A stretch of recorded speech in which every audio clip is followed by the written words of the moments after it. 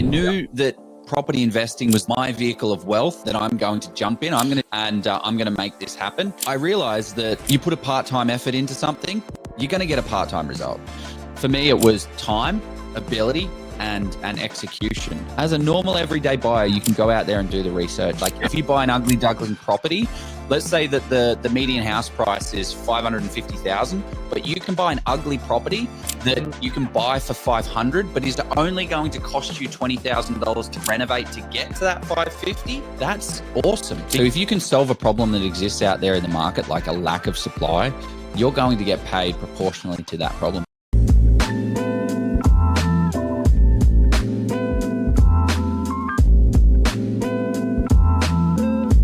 Hello everybody, and thanks for joining me in another episode of the Mortgage Chat. Today, I'm your host, Tony Xia, and today I have a buyer's agent here who's at the pinnacle of his game and also runs one of the biggest Facebook property groups in Australia. If you guys don't already know him, his name is Joe Tucker. Thanks for joining me, buddy. Hello, mate. Great to be a part of this. Mate, how are you? Good to have you here, buddy. Mate, we're good. We're good. Good to have you here, buddy. Right? Mate, it's not every day we get what is it? A Facebook, what do we call it? A Facebook kingpin, mate, in the chat.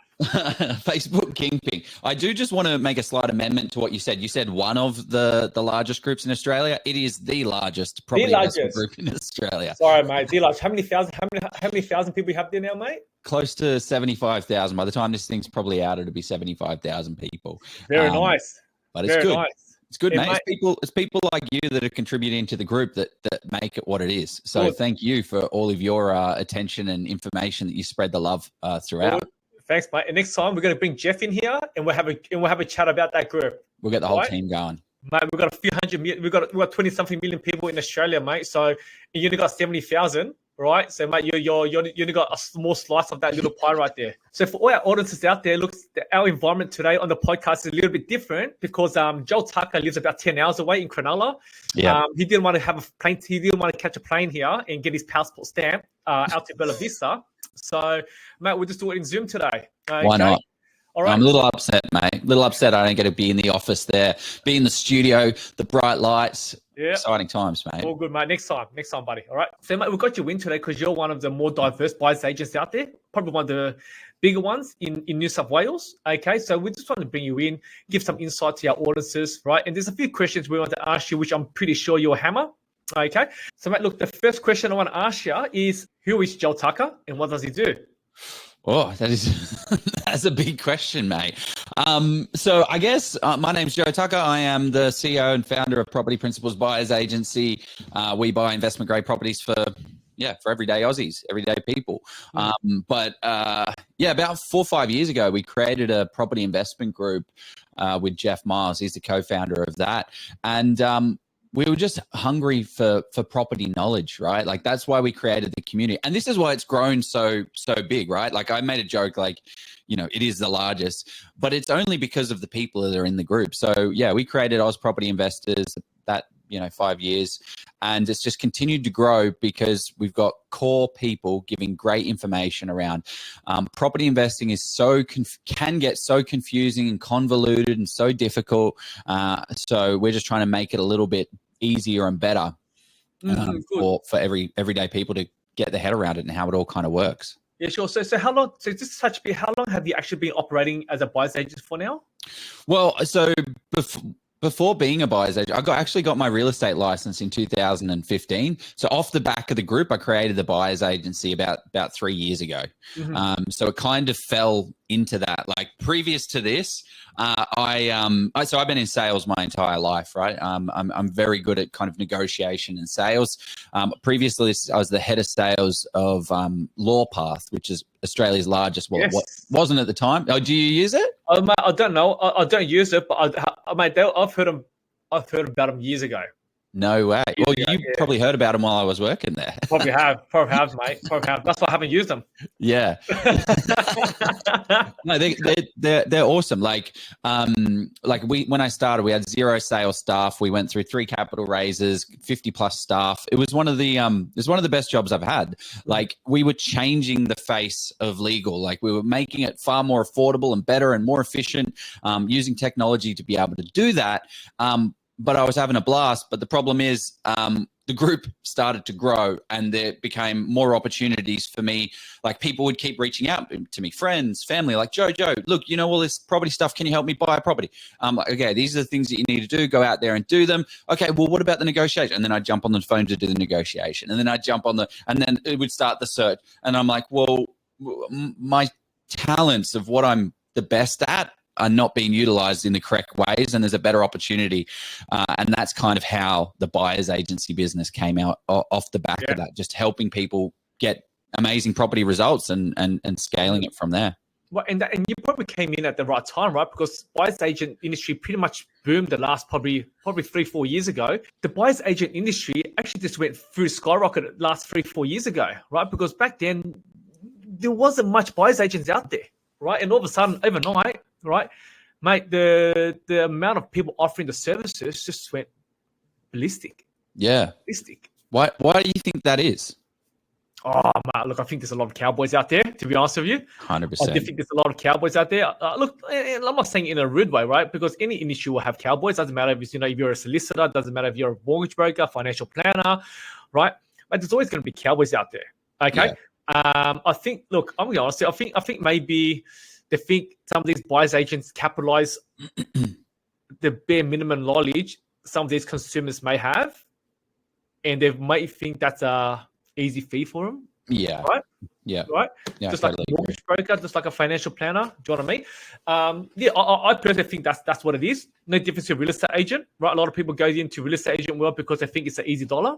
Okay, but mate, once you get into the industry, it's not as easy as you think, right? Making that dollar.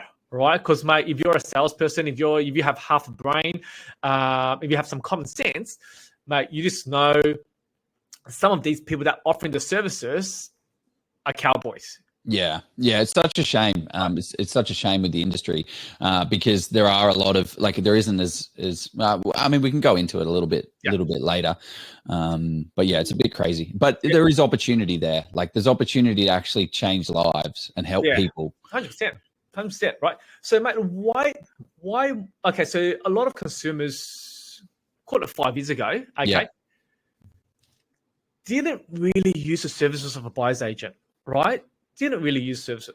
Yeah. Like I said, it's probably the last 3-4 years. It's probably, people are more open to using them, and probably the last 2 years, more than likely they'll be using a buyer's agent, right? Yeah. So, what are some of the services a buyer's agent provide to a consumer if they want to engage into your services? I mean, essentially, find, negotiate, secure an amazing investment grade property. Like, that's pretty much it. Like, so previous to this, as I said, I was the head of sales of a legal tech company. I was working my ass off, right? We were going crazy trying to build and scale out a multi-million-dollar business. You need everyone, like, with it when it's a startup, everyone needs all hands on deck, and it was amazing. But I didn't have time. I knew that property investing was my vehicle of wealth that I'm going to jump in. I'm going to jump in this vehicle of wealth, and I'm going to make this happen. But I realized that you put a part-time effort into something, you're going to get a part-time result. Yep. So with a buyer's agent, they are out there doing this. I am out there doing this every single day, day in and day out, building relationships, real estate agent negotiations, trying to secure these deals. And I'm putting in a full-time effort. So I guess, for me, it was time, ability, and execution. Because I was chatting with a client like a guy that he's like, cool, I'm going to do it myself. He did the whole DI, did the, little course that people do. And he's like, great, I feel confident enough in doing this. He chose the right area. He got his data, he got his research, he got to the right area. And it's those 1% in any industry where you can kind of screw up. So what happened was he bought a property. He bought a good property. He ticked all the boxes and all of that kind of stuff. But it was the last step where he messed up. He messed up the negotiation. So the property, actually, this would have happened to you all the time as a mortgage broker, right? The property, he got it under contract for, I think it was $440,000. And he's like, oh my gosh, I got this cracking deal. It's got this yield. It's the best thing ever. I was chatting with the agent and she said she had other offers around that kind of price range. So I just said, screw it. I'm going to go with my highest price. Turns out he took it back to the bank val. The bank didn't value it up. The bank valued it at $400,000. Yep. So this person lost out on $40,000. He called up the real estate agent, told her what happened, and said, "I've got a bank val for $400,000." She's like, "Well, I've got offers." And then he was like, "What are the other offers you've got?" And she's like, "Well, we had one at $395, one at $400, one at $405. So you're telling me that I just overpaid by $35,000?" Yep. So it's kind of like, for me, it's like, and he didn't even know. He didn't know that he was messing up. He didn't realize he screwed up the negotiation because he didn't know how to handle the agent. But yeah, those are some of the things that you can mess up on. So like, why not pay someone far less than that that is going to put a full-time effort in to get you a full-time result? Ultimately, it comes down to a return on investment for you. Yeah. So what you've just noted is actually the benefits and the services that a buyer's agent like yourself can provide to a consumer, right? Yeah. Especially if they know nothing. Yeah. Right. Well, I wouldn't say nothing. I wouldn't say nothing. Right. But if I'm in Sydney and I want to buy somewhere in Queensland, WA, South Australia, where does my research begin? Because I've got a full-time job, right? Yeah. How do I nail that area or that specific property? This is where you come in. Yeah. That's where a buyer's agent comes in, right? Like it's pretty much being there to find, negotiate, secure that amazing property so that you just sit back and relax, get on with your life, and then they present you with an opportunity that kind of stacks up and makes sense, right? Good. And are you more focusing on investments only, or what is it? What is it more that you're focusing on? Yeah, I haven't got the emotional wherewithal for owner occupiers. I don't buy based on emotion. It was funny actually. I just bought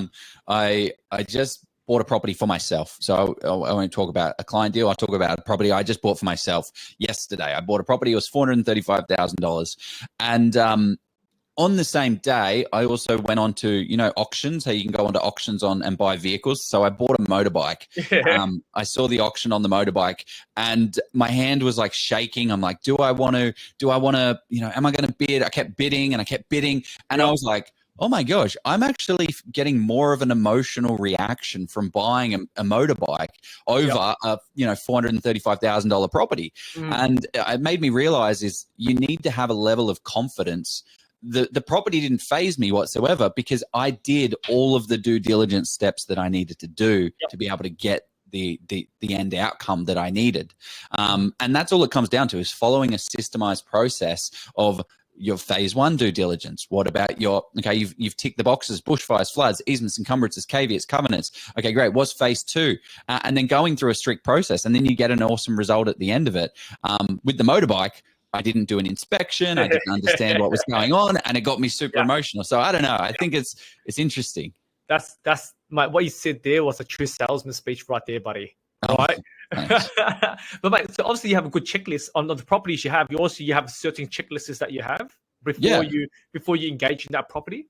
Well, yeah. Well, do you want to go through? Because I think that, if people use I run a kind of boutique buyer's agency, right? I've got a group of 75,000 people. I don't bring on a lot of clients. I'm not a large scale buyer's agent. So if I can just give out information here so people can get some value so they can go out there, that's all I care about. So do you want me to go through what some of the due diligence checklist is of some of the things that people...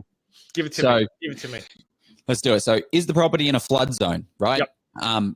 That's a pretty obvious one. Higher insurance costs, and then also you're going to get flooded, and then it's going to be downtime, less rent. You have to deal with insurance companies. It's going to be difficult. Bushfire zone, another one. Your house is going to burn down. Not every state is different, and every council is different for bushfire zones. So you need to have a bit of an understanding of like what are the rules about the bushfires. What are the easements on the land? Do they affect the property itself? If there is an easement right up through the middle of the property, that's probably not a good thing for development. But if it's one along the back, it's not necessarily a bad thing. Is the property on a main road? Is the renter proportion below 35%?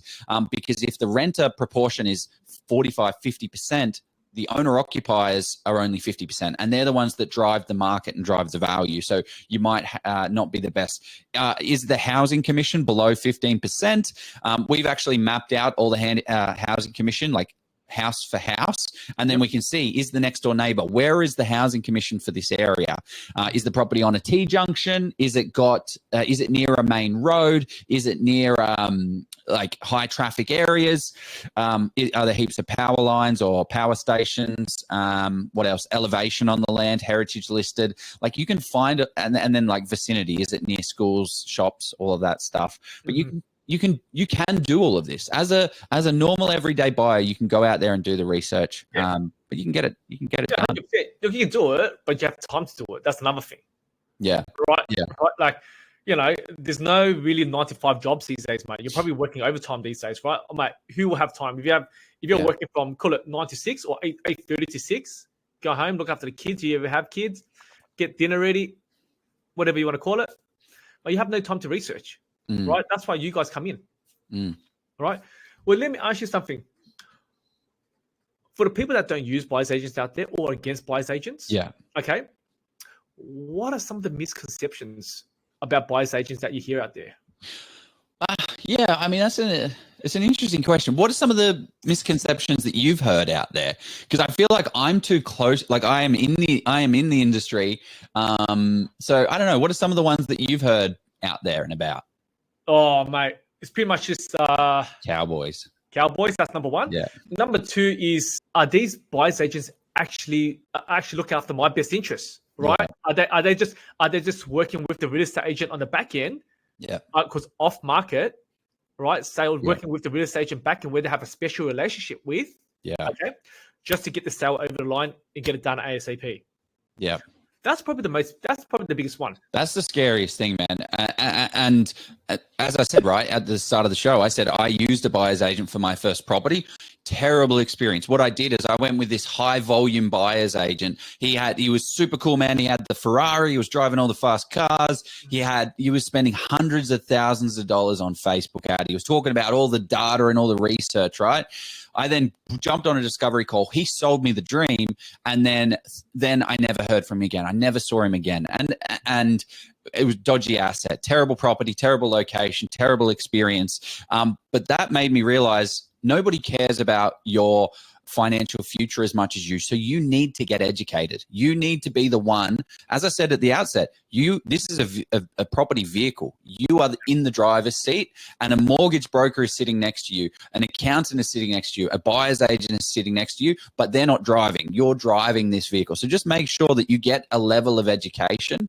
But then in terms of like misconceptions about buyer's agents, you're exactly right. There are cowboys out there, but I also think it's the net of what a buyer's agent catches is large, and I want to kind of discern it a little bit. There's kind of three buyer's agents that I typically see. There are spruikers. So a spruiker is a house and land, off the plan apartment, someone that is getting a commission, a kickback, and a referral for selling you a property, right? So that can be called a buyer's agent. They're vehicles, they're properties that I steer away from, right? Yep. Don't get me wrong. If I could make $40,000 of a commission and it was the best thing for the client, I would do it. Unfortunately, these assets are not the best thing for the client, so I don't. The next one is high volume, churn and burn. So where someone has a big social media presence, they're spending thousands and hundreds of thousands of dollars on Facebook leads, just to go through a process of churning. When you have 100 clients, you've got to churn and burn through them. And then the other buyer's agency is more of the boutique buyer's agency, which is the kind of where we fall into.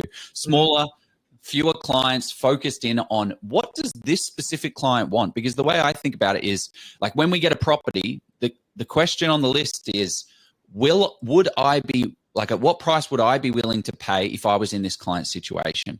And that price is, what is the worth of this value, and what is the worth of this property? And if it goes above that amount of money, boom, we walk away. Like you've got to be basing a decision based on if we didn't want this property in our portfolio, we're not going to buy it. Yep.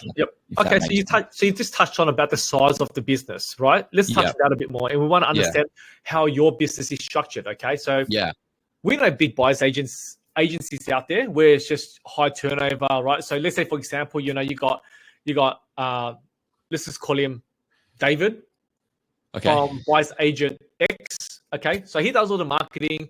He's the face of the business. He spent $100,000 on marketing himself. Okay, the lead comes, but he actually doesn't do the work. No, he'll just palm. You go, okay, well, I'll get the phone call. Yeah, because I'm the face of the company. Yeah. I'll just palm you off onto one of my buyers agents. Right? And there's a lot of that around. There is a lot of that around. Yeah. Okay. Yeah. So I'm actually not dealing with the face of the company. Yeah.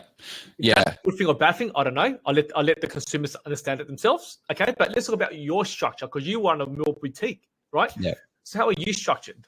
So we have seven people in the business. So the way it works is I go over every single deal. Like, the hardest thing about a buyer's agent is scaling it. Like, to be able to get a buyer, like to be able to find 100 properties is impossible. There are not that many deals out there. There are not that many deals that exist. Like last week, I think we bought one property, right? Like, there are not that many deals that are actually out there and existing. So the way it works for us, hiring good people, we've got Kelly, who's a buyer's agent within our business. She has done 26 or 27 renovations. She's done 9 joint ventures and subdivisions as well. So she's a part of the buyer's agent team. Heavy hitter, mate. What a heavy hitter. Yeah. Okay. Yeah, she crushes it.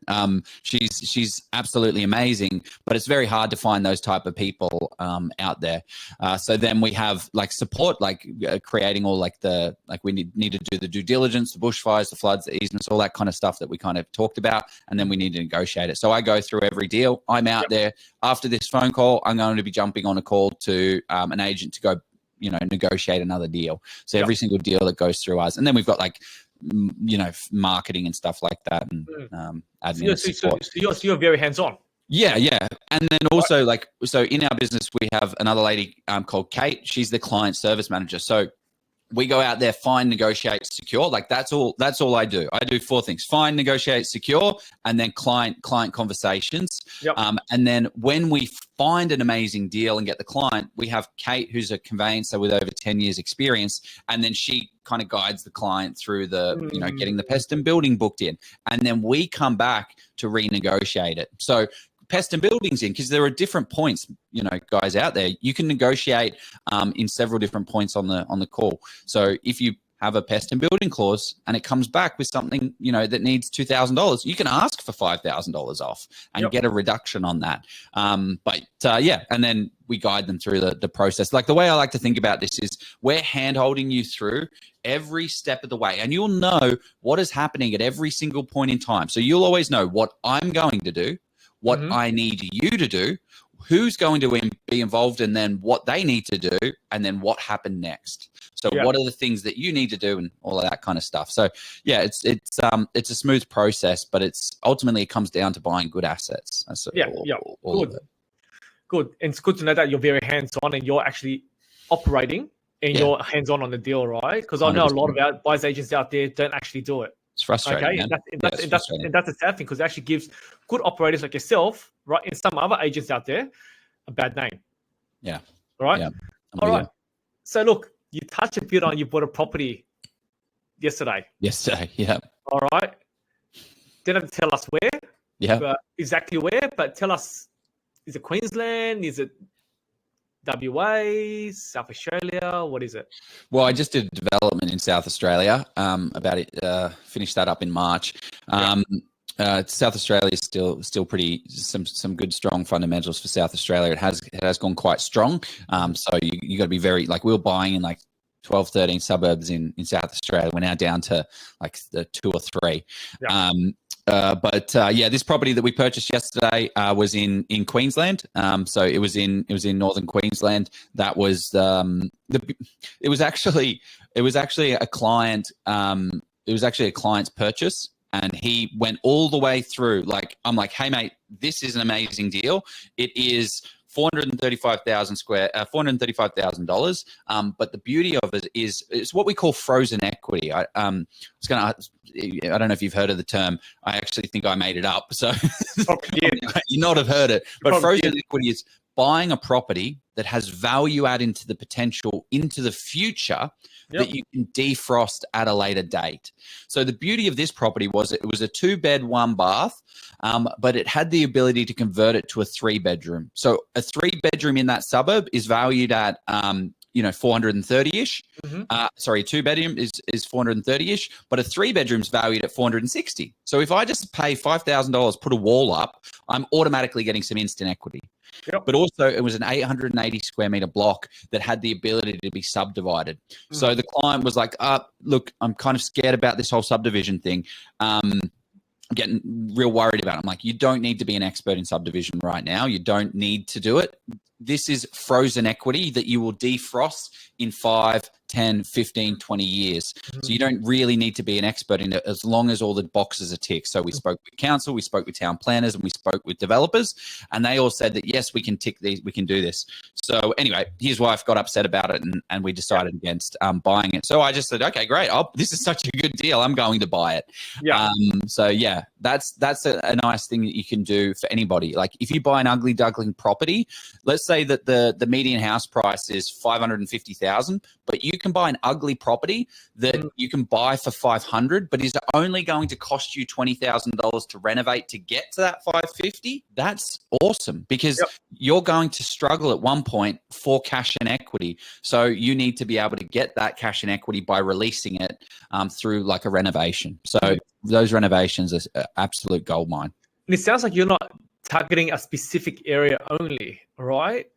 No. It's such a bit that you've done something in South Australia. Now it's Queensland, right? So we know some people only deals with New South Wales properties, or we know some people only deals with WA properties, right? Good point. Yeah. So you're telling me that you'll go wherever that you'll find a good deal at. Yeah, well, it's based on the data, right? So, for instance, I live in Cronulla. I haven't bought anywhere in New South Wales in a long time. So, we buy wherever the data is telling us to go. So, a loose framework that people can use is a framework called FAB.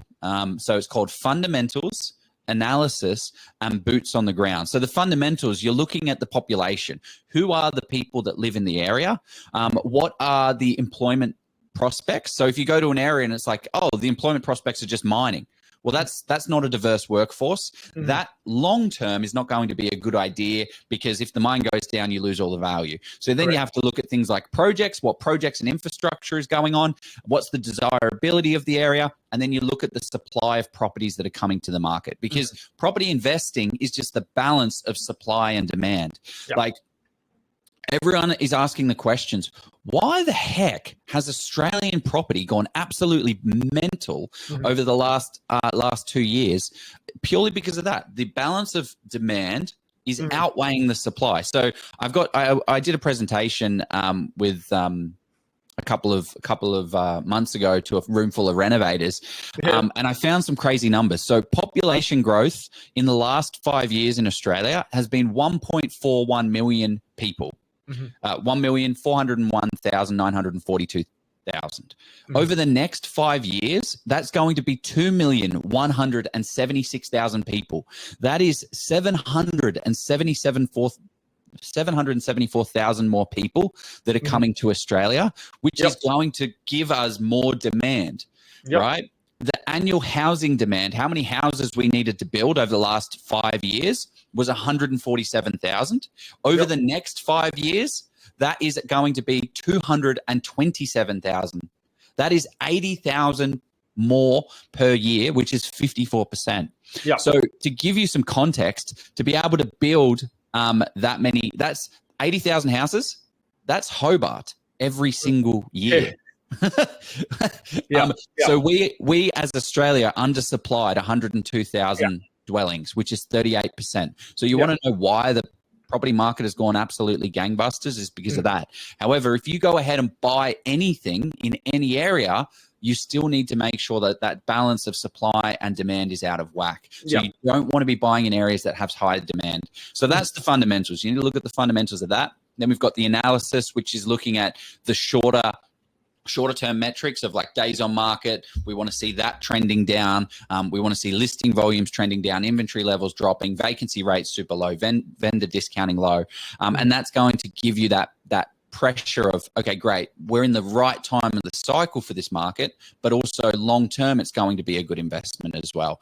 But most important out of everything, and this is what makes us different to all the other buyers agents out there, is we do a thing called boots on the ground. So you can sit on your computer and as an investor, if you're going to spend $500,000 and just sit on your computer and just type away, you're building a bit of a hypothesis around what you believe to be true. So what we do is the final step is boots on the ground, where we get our butts on a plane and we fly out to every single location. So that is one of the promises. Every area that I'm going to be buying in, I have been to, I've driven to, and I've gone and identified where are the hot spots and where are the not spots, because that is always constantly shifting and changing. So I think that that's an important thing that you need to do. You're spending $500,000, get on a plane, check out the area, get comfortable, build some relationships with the agents, with the property managers and stuff, and you'll be able to do it. Make it happen. Good. Love it. All right. Sorry, mate. All good, mate. All good. Well, the clients will, mate, people that are listening to this will love it, right? Okay. Mate, I've got one question. Well, I've got a few more, but let's hit the next question, okay? I've got my real estate license as well. Yeah. Okay. Nice. I got it back in 2018 before the regulation changes. I thought, you know what? I'm just going to go in there. I'm going to get it, right? Because it'll come in handy one day, obviously. It may not come in handy, mate. It might work for you one day, right? Yeah. I still remember the trainer back then. It was around 2018, 19, I think it was. 2018, 19, buyer's agents was unheard of. Yeah. I think back then maybe Cohen Handler, right? Was probably one you've probably heard of. And I remember the trainer said the next big thing will be buyer's agents. That's what he said. He said that the next big thing was going to be buyer's agents. Why? Why did he think that at that time? I don't know. Right? Yeah. And I was thinking whatever. All right. I was thinking whatever, man. Right. Yeah. I just want to get my license. Okay. Get my license. All right. But let me ask you that question, right? Why do you think? And we touched a bit about this at the start. But why do you think there's just so many buyer's agents out there now, and people want to become buyer's agents? Without offending Australia, we're a slow country. If anyone's travelled over to Europe, the UK, England, America, you'll see that there's a lot of stuff that they have that we don't have here in Australia, and we just take a little bit of time. So in the US, for instance, most 99% of transactions use a buyer's agent.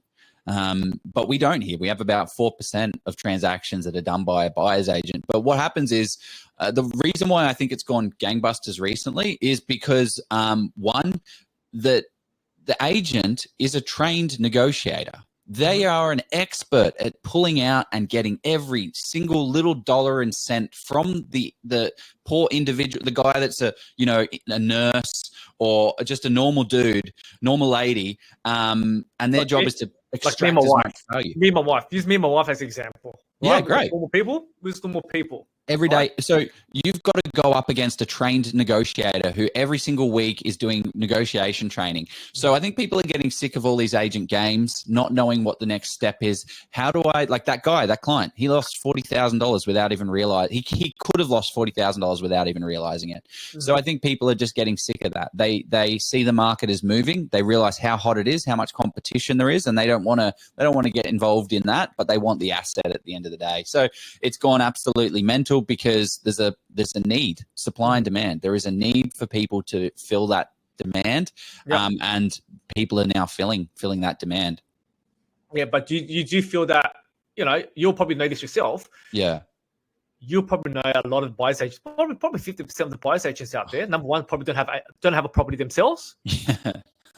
Don't even have a property where they're recommending to buy. Yeah.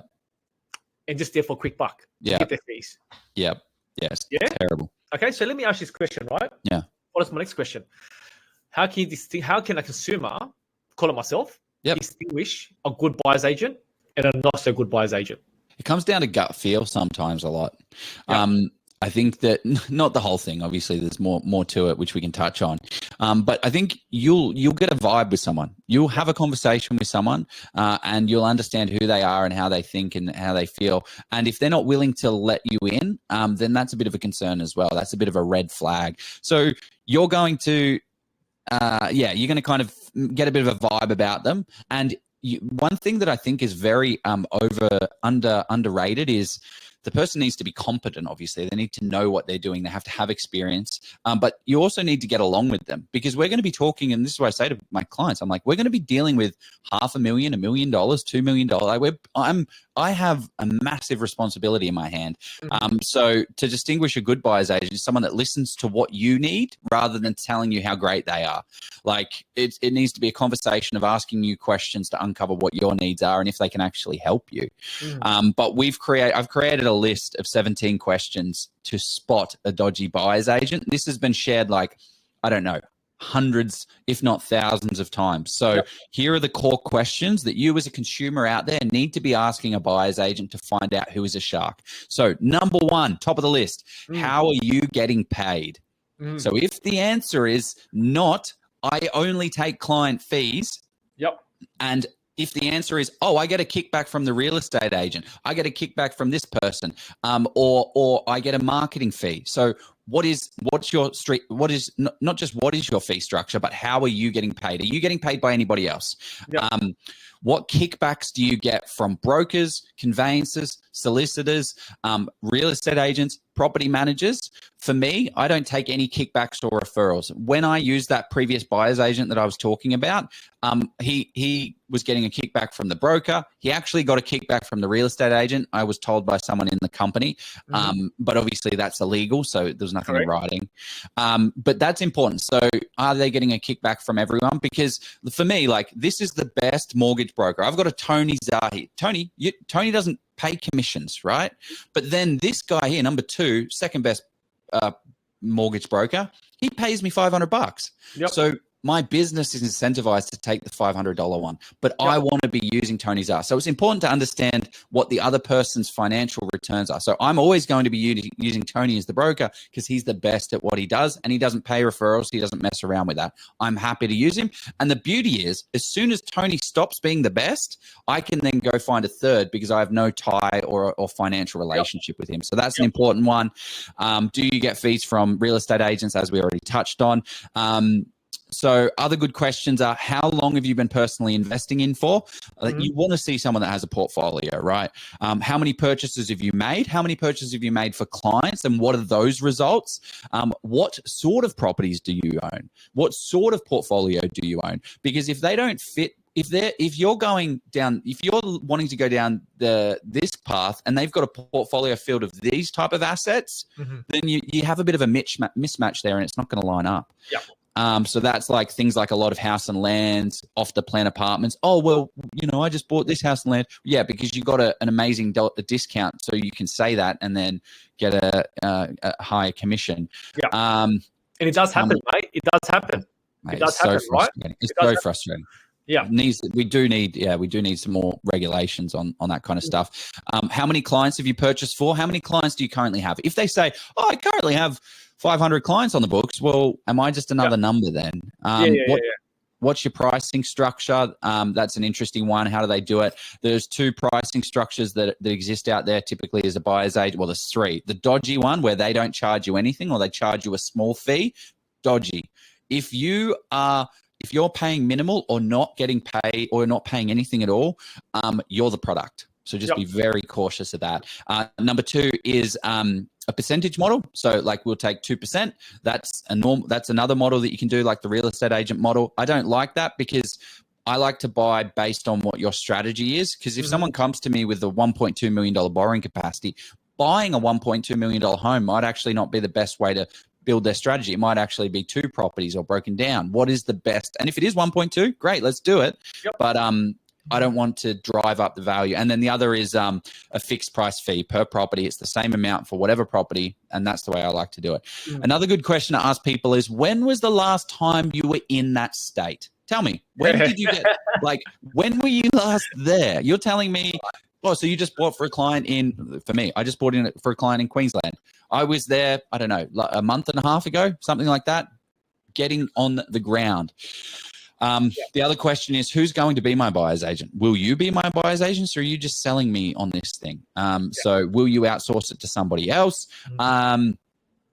Will you be the one finding, negotiating, and securing for the deal for me? Another one, how do you like to communicate? Are we going to be communicating over the phone? How does that work? What else have we got? How long can the process take from initial, sign up to initial client? And then another one I like to throw at the end is, can you give me a discount? This is more of a way to see how they negotiate, because if someone's willing to say, you know what, I'm going to drop, screw it, I'll give you a $2,000 discount. What are they going to do with, what are they going to do with your money? We don't negotiate on fees, unfortunately. So please don't try it. I'm sure Fancy has. Pretty solid questions that are going to get you 90% of the way. And then the rest is like feeling out the individual and just understanding what their process is and how it works. Because ultimately this is your financial future, and you need to, if you're not going to spend the many hours researching the property market to get to this point, spend a quarter of that, many hours chatting to different agents and seeing who's the best one for you, really. Yeah. Good. And mate, look, let's talk about the buyer's agent industry as a whole. All right. Look, just like mortgage brokers and just like financial planners back in the days, pre-2018, okay, where you can get qualified reading the back of a cereal box, right? And do a few quizzes. I have to start. That's essentially what it is, right? And they give you the answers. And they give pretty much, right? And that's like buyer's agents right now, right? You go do a course, right? Yeah, you go do a course. Okay, spend a week, whatever, get some training, do a quiz, and mate, you can become a full qualified buyer's agent. And you charge your $10,000, $15,000, $20,000 fee. Do you believe there should be a harder barrier to entry in the industry? Or okay, so that's my first question, sorry. And that's my next question that popped up. Do you feel there's going to be changes in the buyer's agent industry for more harder barrier to entry? I hope so. I think there definitely should be a lot harder, stringent way in. Essentially, a buyer's agent just gets qualified as a real estate agent. That's the qualification that a buyer's agent gets. So anyone can go out there and become a real estate agent, and then all of a sudden switch it to be, you know what, I'm not on the real estate, I'm not on the vendor's side, I'm on the buyer's side, and then go out there and find an investment, a property. The hard part is knowing the stuff to be able to become an expert negotiator and become someone that actually understands what the data all means, and then find the investment grade property. So yes, there should be much tighter barriers to be able to get in place. So the house and land thing is, there are people out there that are getting a $40,000 commission from house and land packages. That's ridiculous. But the problem is, there's a lot of incentive for the government to get their stamp duty concessions. Like they are giving, like when you buy a house, you're spending $20,000, $30,000, $40,000 on stamp duty. So if they tighten up regulations for buyers agents, they're going to have to do it across the board, which is then going to tighten up the supply of properties, because fewer people are going to be able to sell those assets, which means that they're probably not going to touch it while the market's going like it is. We have an undersupply, as I said, what was it, 102,000 undersupplied properties, or whatever that number was. So I don't see it changing in the next 5 years. When the market starts to take a bit of a shift, I think, yes, it will. When that's when, what do they say? What does Warren Buffett say? It's only when the tide goes out, you'll see who's swimming naked, which is very unfortunate for people. But as any buyer's agent listening to this, you have the biggest responsibility you have people's lives in your hands. You can make a fundamental difference. Like, that's why I'm so passionate about property. Like, I have the ability to fundamentally shift someone's life. I got an email here actually from a client. This is what he said. Where are you, John? He was an awesome client. He's a nurse. These guys work their absolute butt off. Him and his wife are absolute savages. They work 60, 80 hours a week, absolutely crushing it. And then with their funds, like they save every single dollar. They are trying to make their lives better because they weren't born in Australia. Yep. They don't have any backups. They're just trying to make it happen. We bought a property for John and his partner 10 months ago. This is what he said. Hope you had a great day, Joe. Just heard back from the broker today and our property address valued at $700,000. We bought it for $515,000 and it went to $700,000 in 10 months. That's $185,000 in equity. That is a 35% growth. Yep. Like he put $120,000 down and he got $185 back in under a year. Yep. That's changed his life going forward for the rest of it. The rest, it's ridiculous. But this is, as a buyer's agent, you got to be careful. Like you could, if you're not working hard to get those type of results for clients, then you're losing that opportunity of getting it there. So this is why it's so important as a consumer to go out there and do these checks and make sure that the person's right. Now, I'm definitely not promising $185,000. It's a ridiculous deal, stupid amount of money. But yeah, that's kind of how I think about doing the right things for people, because you can, and also, as you know, being a broker, Tony, you can't buy 10 properties like you used to. I mean, I think I saw, what was your, I mean, your portfolio is absolutely substantial and ridiculous. I've got nothing. You can't do that anymore. The rules have changed. Correct. So you can only buy 3, 4, 5 properties. You can start getting a little tricky when you're at that 5 stage, and you can talk to an investment savvy broker about that. But if it means you can only buy 3, 4, 5 properties, how do you make sure that they're the best? Correct. It's not so much buying how many properties, Joe. It's buying good properties. Yeah. Right. You can buy 10 properties that does shit all. Right. And it's gonna, and cash flow is not there for you, right? Because the rates has gone up threefold, right, since 12 months ago. Or you can buy 3 or 4 properties where you spend a bit more money, right? It's going to do very well, and your cash flow is not a problem. Yeah, and exactly what you just said, right? You hope, instead of buying 10 properties, hoping 2 or 3 of them will bank, you want to buy 3, 4, 5. And hopefully all of them will bank in a nice area. Yeah. Yeah. Right? You know what? You touched a bit on stamp duty just then. Yeah. Just touch a bit, right? And there was news that Queensland government is increasing the threshold for first-time buyers for stamp duty waiver.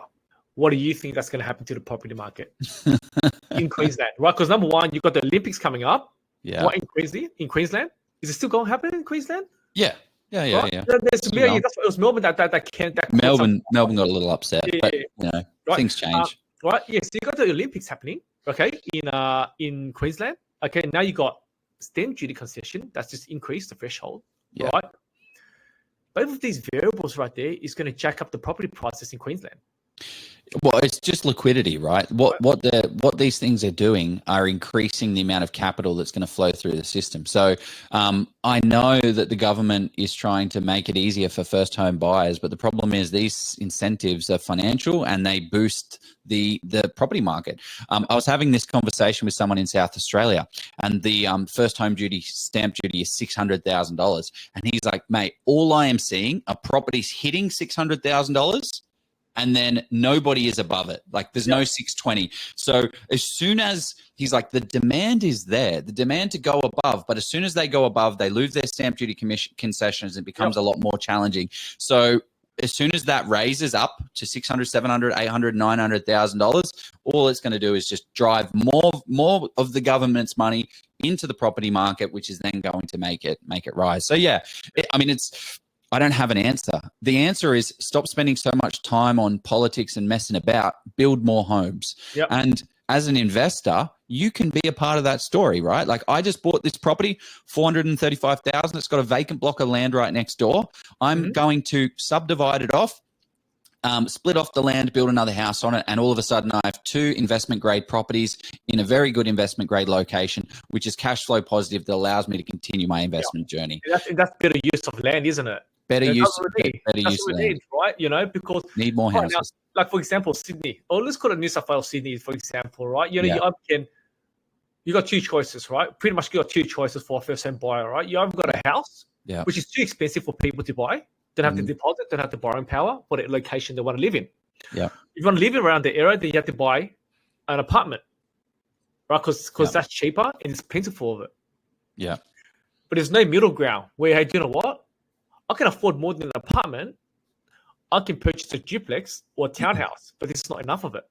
Yeah. So we have to reach that gap, right? Yeah. And this is where you come in. Do you know what I mean? And what you just said, right? I've got a big block of land. I can subdivide it, right? And I can build another dwelling on it. Yeah. Right. It'll be probably more affordable when I sell it to another for the next user. Exactly. And you get paid proportionally to the problems that you solve for people, right? So if you can solve a problem that exists out there in the market, like a lack of supply, you're going to get paid proportionally to that problem. So if you can develop and subdivide and split off, you don't need to actually, one thing I think that's worthwhile mentioning, and this is what I was kind of articulating to my client. I'm like, please, like, this is the best thing for you, but it's your decision. It's not my decision on what property that you purchase, but please, I'm going to buy this and I'm going to make a lot of money out of it. Yep. But if you, so you know, I don't put any pressure. It's like, cool, do it.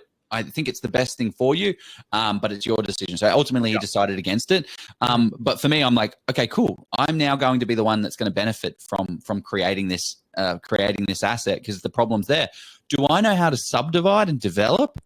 No, I don't know how to subdivide and develop. I know the rules and regulations around subdividing and developing, but what I will do is exactly what my client did. He called up an expert in buyer's agency and I found the property for him. However, I'm going to call up an expert in subdivision and development and get the property built. I'm not going to touch anything. I run a full-time business. I haven't got the time to do a development. So I'm just going to call a developer and he's going to develop it for me and I'm going to pay him a fee and I'm going to get the majority of that work done. So yeah, you don't have to be an expert in developing. Buy properties that you can add value to in the future and figure out how to do it over the next 10 years. That's plenty of time to learn. Or just outsource it to someone. 100%. So Tux, tell me, from the day that a client engages your services, signs the agreement with you, to the day that he signs a contract for purchase, what's the average time frame you're seeing right now? It depends is the answer. You never know when an amazing deal is going to come up. So I can't give you a specific answer. So there's no off the shelf with us. But what we do first is, so a client, we have a conversation. Like, I don't have a big sales process. The sales process is we're going to have a call and there's either going to be a fit or not a fit. And that's great. If there's not, great, I'll point you to another direction of other people that might be able to help you out with whatever it is. Number 2 is great. Let's get signed up. I can help you find that property. So we only work with a few clients at a time. So we kind of max out at that 13 mark. Once we hit that threshold, it will pop up on our website. Sorry, guys, we're fully booked. We're not going to work with people, which happened over November, December time. And then we do before we jump ahead forward, we need to take a step back and get involved in strategy. So we have a tech-enabled platform and we have a qualified property investment advisor where we take a step back to look at, okay, cool, where are we right now? So the whole point of the session is to get crystal clear on 3 things. Where are we right now? What assets, resources, debt to income service ratios have we got? What properties have we got? And what cash and equity have we got? And then where do you want to go? Because if you want to, Joe, I want to retire in 15 years on $150,000 or $200,000, well, you're going to need to do these certain things to be able to reach that goal. Or if you say, Joe, I want to retire in 5 years, it's going to go, boop, boop, boop, not possible. Yep. However, this is what's going to be achievable in over 20 years. So the strategy session is really, really good to get crystal clear on what does this next property need to be to make sure that it doesn't screw us up for the next purchase. And this is why it's very important that your buyer's agent is in communication with the mortgage broker as well. Mortgage brokers are one of the core fundamental team members. If you are not working with a mortgage broker, you're on this channel, so you're listening to Tony every day. Tony is one of the very few amazing buyer's agents that are out there. Buyer's agents, sorry, mate. Buyer's agents, mortgage brokers that are out there. And you think strategy, you think long term. You don't just think about what is this next one so I can get paid. It's how does this next one fit within the puzzle of this person's trajectory? Because as I said, client comes to me with $1 million. You know what? If you spend that $1 million, it's going to be way too negatively geared, and you're not going to be able to borrow based on all the numbers for another 3, 4, 5 years. So yeah, we take a step back and we do the strategy session. And essentially out of that, the ultimate goal is, what does this next property need to be? And then we go out there and get it. And then we're looking on market, off market, pre-market, post-market, any price reduced stock. Previously, as I said, I was the head of sales of a legal tech company. Like we would, we got a lot of technology in the business. So we're scraping I probably can't say what we're doing from a tech side of things, but we have a look at every single listing and assess every single property at scale.